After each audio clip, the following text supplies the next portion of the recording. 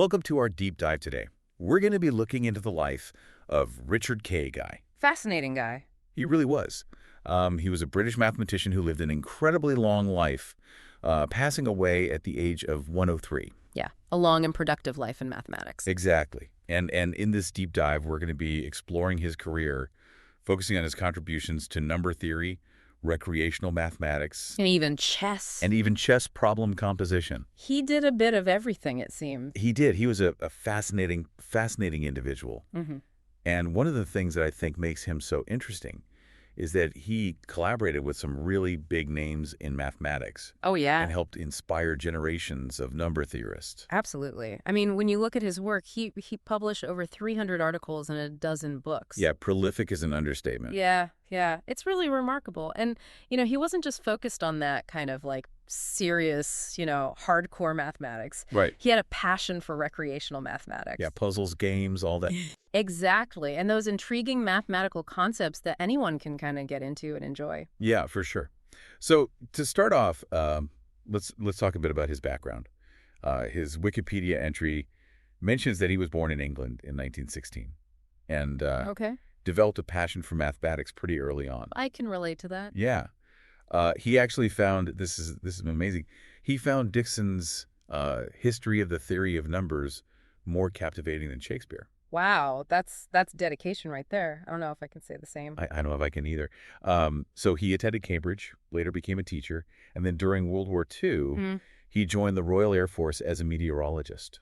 Interesting. So quite a varied path even early on. Yeah, and after the war, he continued teaching, and his career took him to Singapore and India Really? before he finally settled in Canada at the University of Calgary. That's unusual. I mean, moving between continents like that and institutions, Yeah. yet still managing to contribute so significantly to mathematics. Yeah, absolutely. Yeah. So what was it about his work that made it so impactful? Can you talk a little bit about his specific achievements? Well, I think what's fascinating about Guy's work is the range, He delved into that serious mathematics, particularly number theory, Right. but he also embraced recreational mathematics, Right. which, sometimes gets a little bit overlooked in academia. Right. But he really saw the value in making these complex mathematical ideas Yeah. accessible and engaging to a wider audience. Yeah.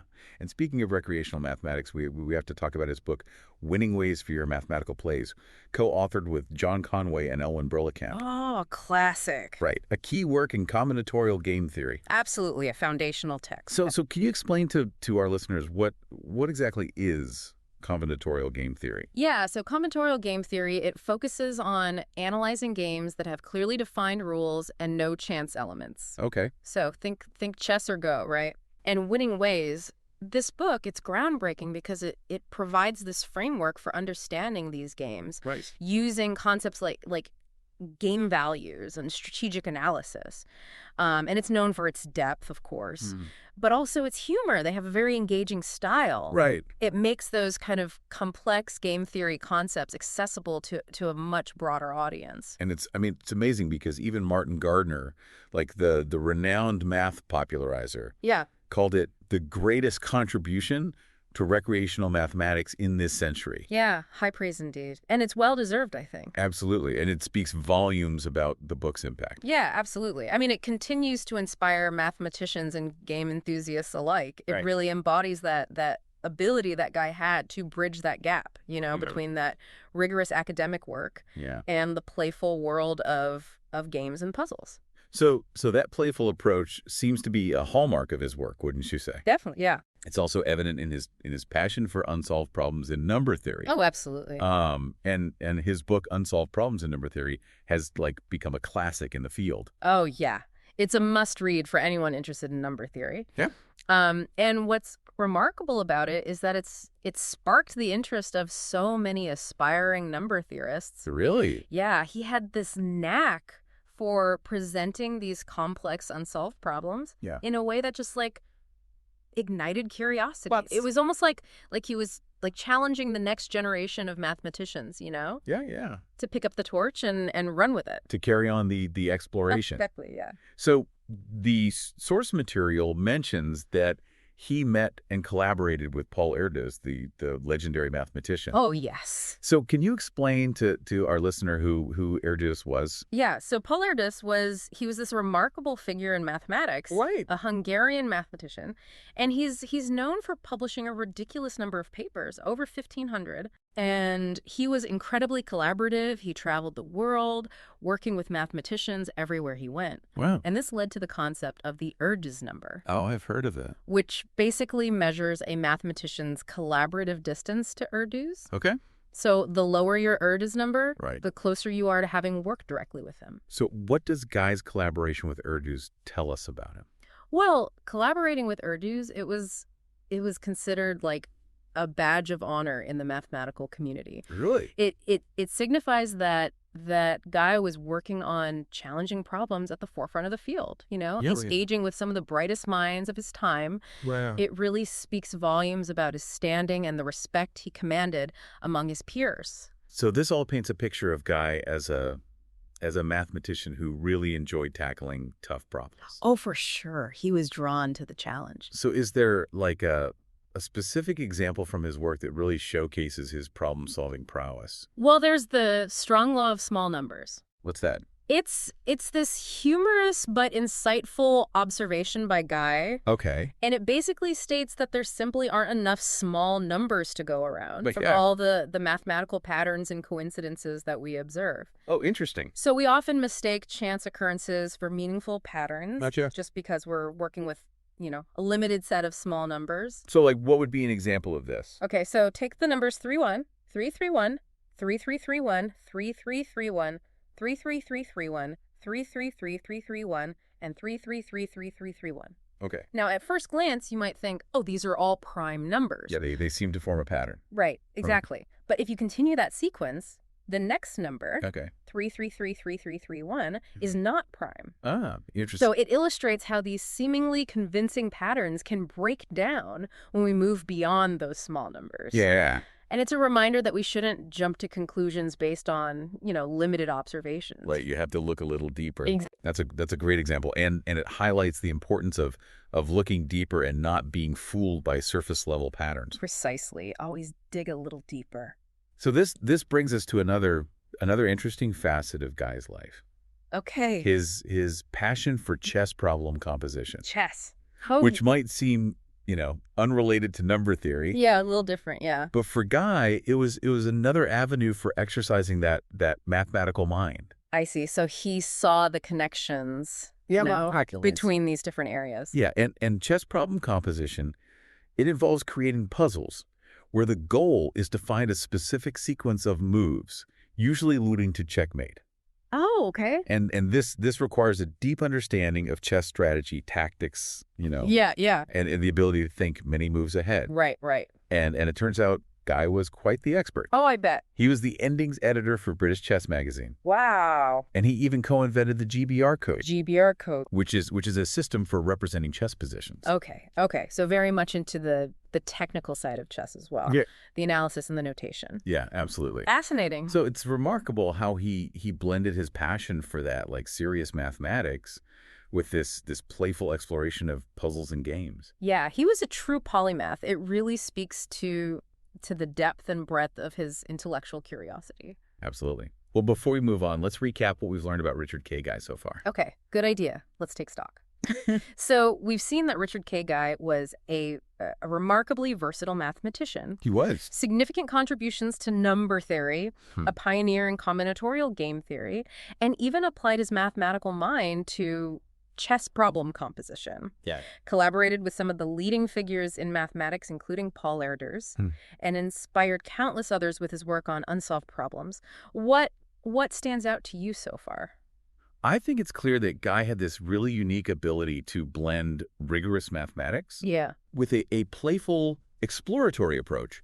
He didn't shy away from complex theorems and challenging problems. Right. But he also saw the beauty and joy in puzzles and games and making math accessible to a broader audience. Yeah. And it's this duality, I think, that makes his work so fascinating. Absolutely. I agree. That's a key insight. And this duality is also evident in his work on a Uninstable polyhedron.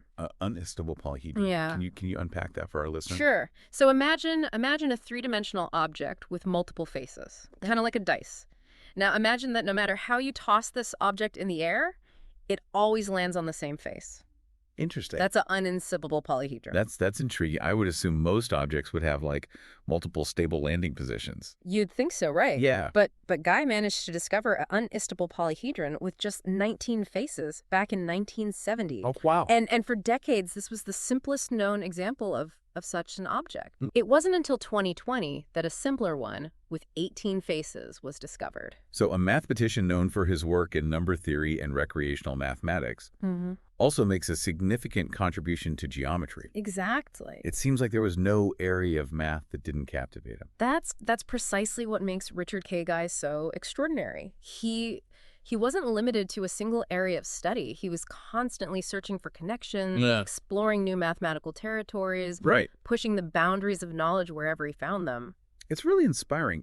It makes me wonder what other hidden gems might be waiting to be discovered in his vast body of work. Oh, I'm certain there are many. Guy's legacy extends far beyond the specific problems he solved or the theorems he proved. It's the spirit of inquiry, the relentless pursuit of knowledge, and the infectious joy he found in exploring mathematics, no matter where it led him, that truly stands out.